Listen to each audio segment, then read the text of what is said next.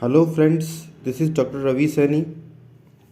Today we are going to discuss NCERT 11th class chapter 15, that is body fluids and circulation. So इसमें जो हम different sections deal करेंगे, पहला जो है blood,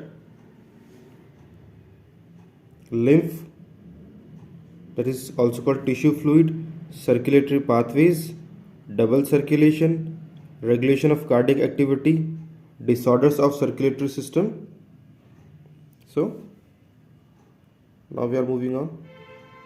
We have learned that all living cells have to be provided with nutrients, oxygen and other essential substances.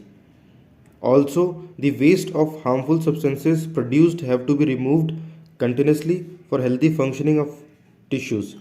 It is therefore essential to have efficient mechanisms for the movement of these substances to the cells and from the cells.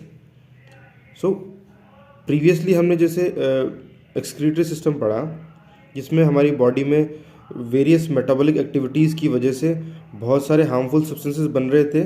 Mainly जो है वो nitrogenous based जो toxic waste थे, तो उनको body से remove करना था.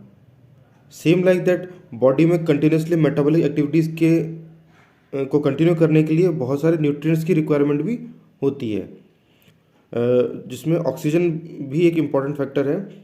सो जो बॉडी में इम्पॉर्टेंट न्यूट्रिएंट्स है उनकी रिक्वायरमेंट के लिए जो एक प्रॉपर जो मीडियम है वो ब्लड काम करता है. उसी तरीके से जो टॉक्सिक वेस्ट बन रहे थे उनको रिमूव करने में भी जो ब्लड है एक इम्पॉर्टेंट मीडियम रोल प्ले करता है.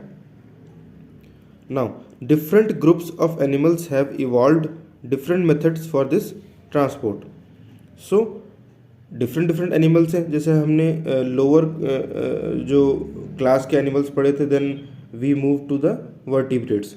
सो according to different body structures there are different mediums for this transport, like oxygen या वेरियस जो न्यूट्रिएंट है वो बॉडी में सप्लाई करने हैं और जो टॉक्सिक वेस्ट है उनको बॉडी से रिमूव करना है. So for this transport different groups of animals have different methods according to their body structure.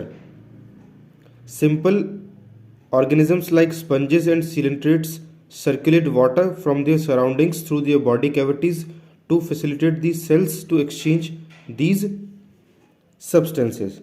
So जो sponges और coelentrates हैं उनमें body structure काफ़ी simple होता है, because they have a hollow structure. तो water वहाँ पे enter करता है और water के थ्रू जो इम्पॉर्टेंट न्यूट्रिएंट्स हैं वो जो हॉलो स्ट्रक्चर है, ल्यूमेन है, उसकी सेल्स के थ्रू एक्सचेंज कर लिए जाते हैं.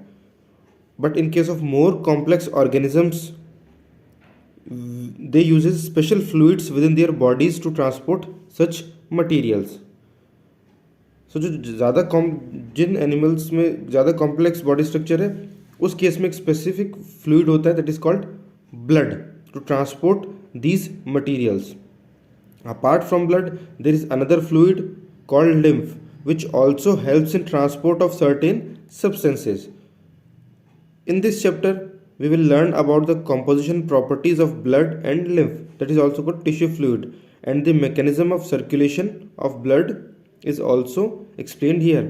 So basically इस चैप्टर में हम blood, उसका composition और उसकी different properties, lymph और जो सर्कुलेशन है, ब्लड सर्कुलेशन है, उसका जो मैकेनिज्म है वो यहाँ पे इस चैप्टर में हम डिटेल से पढ़ेंगे.